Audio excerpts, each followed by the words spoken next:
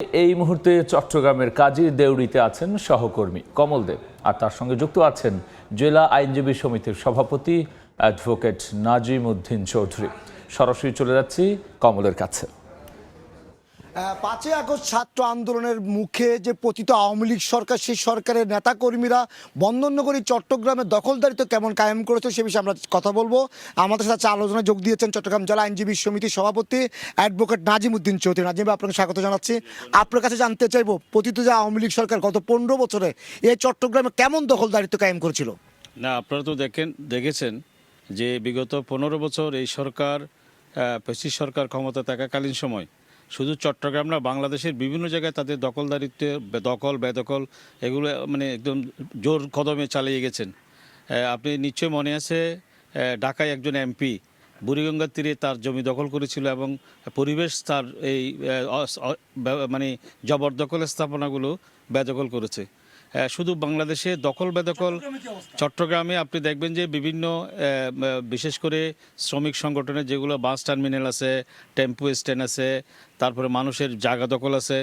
আমি এটাও জানি যে অনেক আমার হিন্দু ভাইদের অনেক জায়গা সম্পত্তি দখলও আওয়ামী লীগ নেতারা করেছেন।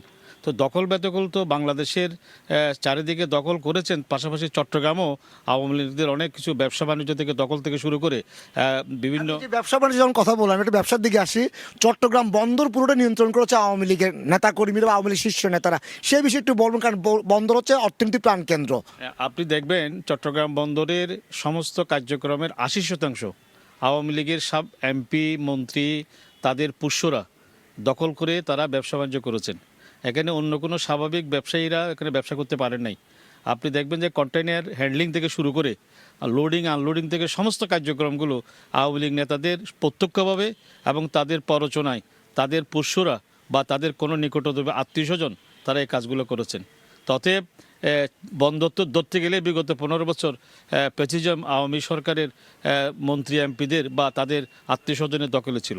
আসলে বন্দরের তো বললেন, আমরা জানি সমস্ত টিকাতে যেসব প্রতিষ্ঠানের উন্নয়ন কাজে যে ঠিকাদারির প্রতিষ্ঠান, সেটিও কিন্তু দখল ছিল আওয়ামী লীগ যুগের। এটা একটু বলবেন। হ্যাঁ, আপনি এলজিডি দেখবেন, শিক্ষা প্রকৌশল অধিদপ্তর দেখবেন, আরও রোডস অ্যান্ড হাইওয়েতে দেখবেন, সব জায়গাতে দেখবেন যে ঠিকাদাররা ওখানে কাজগুলো ভাগ করে নিতেন। আমি যতটুকু জানি, যখন টেন্ডার হতো তখন এই টেন্ডারগুলো যারা ওই টেন্ডারের কর্তৃপক্ষ বা অফিসের দায়িত্ব থাকতেন, তারা এই কন্ট্রাক্ট যারা ঠিকাদার ছিল আওয়ামী লীগের যারা সংশ্লিষ্ট, বিশেষ করে প্রেসিডিয়ামের অংশ, আপনি ওখানে একটা জিনিস দেখবেন, আওয়ামী লীগের পদধারী নেতারা কিন্তু ওগুলো নেতৃত্ব দিতেন। আপনি যদি এগুলো খোঁজ নিয়ে দেখেন, শিক্ষা প্রকৌশল অধিদপ্তর, তারপর আপনার এলজিডি, রোডস অ্যান্ড হাইওয়েতে এই আওয়ামী লীগ নেতাদের তাদের নেতৃত্বে এগুলো ঠিকাদারের কাজগুলো ভাগ করা হতো। তারা একচ্ছত্রভাবে তারা কাজ করেছেন এবং কাজ করে কাজের মান সম্পর্কে আপনারা ইতিমধ্যে দেখেছেন।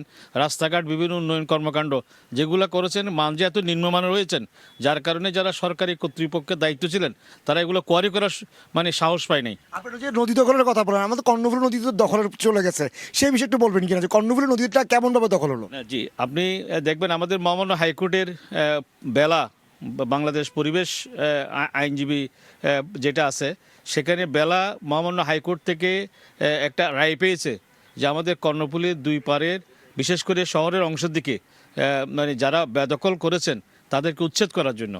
কিন্তু এই উচ্ছেদটা আমাদের জেলা প্রশাসনের কার্যালয় থেকে তারা পরিপূর্ণভাবে করতে পারে নাই, কারণ এখানে ঊর্ধ্বতন আওয়ামী লীগ নেতারা, শিল্পপতিরা যেহেতু জবরদখল করে বিভিন্ন ইন্ডাস্ট্রি করেছেন, জবরদখলকে দেখেছেন এবং তাদের স্থাপনা ছিল, তারা বিভিন্ন কারণে প্রভাবিত করে জেলা প্রশাসক মহামান্য হাইকোর্টের সে রায় বাস্তবায়ন করতে পারে নাই। আমরা আমাদের রিপোর্টারের নিউজটাতে দেখলাম যে ফিশারি গার্ডের মাছ বাজার থেকে শুরু করে রেসদিন বাজার, কাঁচা বাজার, সেখানেও দখলদারিত্ব ছিল। আসলে বিষয়টা কি? না, আপনাকে তো বলছি সব জায়গাতে দখলদার যাবে, যে শ্রমিক সংগঠন থেকে বাস টার্মিনাল থেকে শুরু করে টেম্পু, এই যে বাজার কমিটি। আপনি সর্বশেষ এই যে এই প্রেসিজম সরকারের জুলাই আগস্টের আন্দোলনের পরে মসজিদের ইমামরা পর্যন্ত মসজিদ থেকে পালিয়ে গেছে। কেন কি পালিয়ে গেছে? আমি তো এটা মনে করি যে আমাদের দেশের জন্য অশনি সংকট। একটি দেশের মধ্যে বিভিন্ন প্রতিষ্ঠানে এভাবে জবরদখল যেভাবে হয়েছে হরিরুট, যার কারণে আজকে সব জায়গা থেকে সবাইকে পালিয়ে যেতে হয়েছে। এটা তো দুঃখজনক। এই ধরনের রাজনীতি হবে কেন? যে রাজনীতির কারণে সবাইকে পালিয়ে যেতে হবে, এই রাজনীতি না করাই ভালো। সিটি কর্পোরেশন একটু বলো, যারা নগর উন্নয়নের দায়িত্ব ছিল সিটি কর্পোরেশন, সেখানে কেমন আসলে দখলদারিত্ব ছিল? হ্যাঁ, আপনি জানবেন যে আমাদের যে গত নির্বাচনটা হয়েছিল সিটি কর্পোরেশন, এখানে তো কোনো ভোট হয় নাই। আপনি জানেন এটা প্রশাসনের বিভিন্ন অ্যারেঞ্জমেন্ট, এটা পরে অবশ্যই পত্রিকা একটা নিউজ হয়েছিল যে এটা প্রশাসনের অ্যারেঞ্জে বিগত যিনি পলায়ন করেছেন মেয়র রেজাউল করিম, তাকে বিজয়ী করা হয়েছে। এবং সে আন্দোলনের পরে তার জবরদখল, এটাই বলবো যে আমরা কথিত মতে শুনছি তার বাসা থেকে অনেক টাকা পয়সা নাকি লুটপাট হয়েছে বলে শুনছি। যদি সত্য হয়ে থাকে এটা দুর্ভাগ্যজনক, কারণ তিনি যেহেতু জনপ্রতিনিধি হিসেবে ছিলেন না বা জনগণের ভোটে নির্বাচিত হয় নাই, এবং এই মেয়র সাহেব বা তার অধীনে যারা কাউন্সিলর ছিলেন তারা প্রত্যেকে যেখানে ছিল মোটামুটি একটা জবরদখলের মহোৎসবের মধ্যে তারা জড়িত ছিল, এবং অনেক টাকা এই মহোৎসবের মাধ্যমে নিজেরা অন্যায়ভাবে আর্থিক লাভবান হয়েছে, যেটা দৃশ্যমান। এটা তো আমার মুখের কথা না, এবং পত্রপত্রিকায় এই কথাটা আসছে। হ্যাঁ, ধন্যবাদ। আমরা কথা বলছিলাম চট্টগ্রাম জেলা আইনজীবী সমিতির সভাপতি অ্যাডভোকেট নাজিমুদ্দিন চৌধুরী। তিনি আমাদেরকে বলছেন গত 15 বছর ধরে চট্টগ্রাম বন্দর, কর্ণফুলী নদী থেকে শুরু করে ফিশারি ঘাট থেকে কাঁচা বাজার, রেসদিন বাজার কীভাবে দখলদারিত্ব ছিল, উন্নয়ন কাজগুলি কীভাবে দখলদারিত্ব ঠিকাদারি নিয়ন্ত্রণ করেছে যারা আওয়ামী লীগ সরকারের নেতাকর্মীরা, সে বিষয়ে আলোচনা করছিলাম।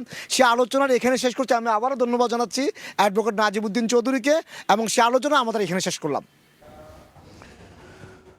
আমরা সরাসরি ছিলাম চট্টগ্রামের কাজীর দেউড়িতে, যেখানে সহকর্মী কমলদের সঙ্গে আলোচনায় যুক্ত হয়েছিলেন জেলা আইনজীবী সমিতির সভাপতি অ্যাডভোকেট নাজিমুদ্দিন চৌধুরী।